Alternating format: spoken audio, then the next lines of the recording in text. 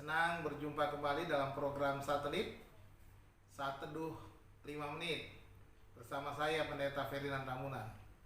Baiklah, mari kita siapkan hati kita. Sebelum kita membaca firman Tuhan, kita berdoa. Segala puji, hormat, syukur kami panjatkan kepadamu ya Bapa, oleh karena kasih setia Tuhan, pemeliharaan Tuhan, pertolongan Tuhan hari lepas hari. Dan pada hari ini kami bersyukur dapat berjumpa kembali dalam program satelit. Kami boleh mendengarkan, merenungkan firman Tuhan karena kasih setiamu.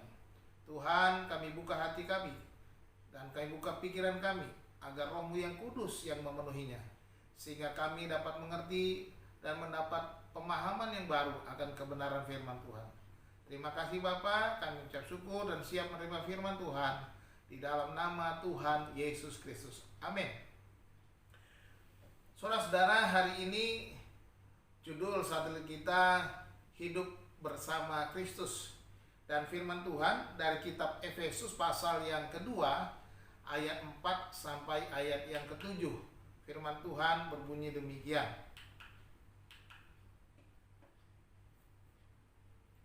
Tetapi Allah yang kaya dengan rahmat, oleh karena kasih-Nya yang besar yang dilimpahkannya kepada kita, telah menghidupkan kita bersama-sama dengan Kristus, sekalipun kita telah mati oleh kesalahan-kesalahan kita. Oleh kasih karunia kamu diselamatkan.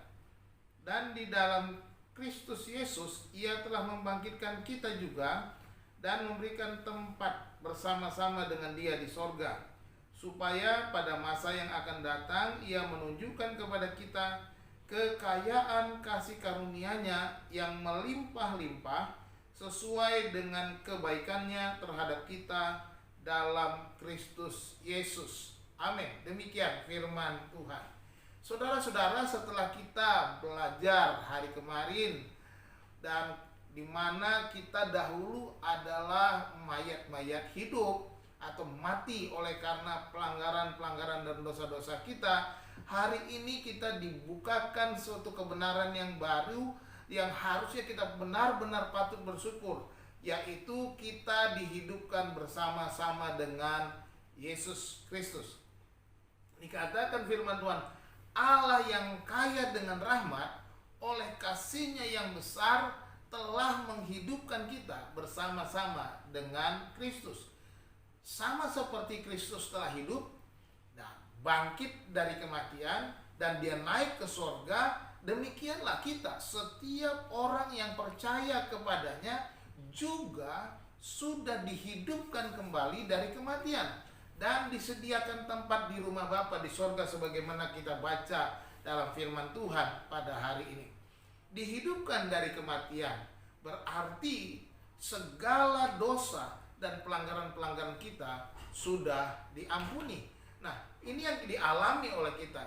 Ketika kita dihidupkan kembali, artinya kita mendapat pengampunan dosa. Dan sebagai orang percaya, kita dapat melihat kekayaan kasih karunia-Nya sebagai dikatakan dalam ayat yang ke-7, yang melimpah-limpah itu yang akan ditunjukkan kepada kita. Saudara-saudara, firman Tuhan berkata, Allah sendirilah yang telah menghidupkan kita. Itu berarti kita tidak punya kemampuan untuk menyelamatkan hidup kita.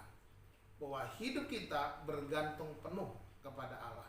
Bahwa kita bisa memiliki hidup oleh karena Allah yang melakukan, oleh karena perbuatan Allah, oleh karena kasih karunia, sebagaimana dikatakan di dalam ayat yang kelima bagian akhir, oleh kasih karunia kamu diselamatkan. Ingatlah peristiwa di Taman Eden. Tuhan Allah berfirman kepada Adam, apabila mereka makan buah yang dilarang Tuhan yang ada di tengah-tengah taman, mereka pasti mati. Dan oleh sebab itu semua keturunan Adam akhirnya mati di dalam kematian rohani. Ya. Dan Kristus sebagai Adam yang kedua, Dia berhasil, Dia menang, dan Dia dapat melawan kematian dan bangkit memberikan hidup yang baru kepada kita. Kristus yang telah menang itu mengalahkan maut, bangkit dari kematian, sehingga orang yang lahir dari iman kepada Yesus Kristus, dia pun dihidupkan kembali.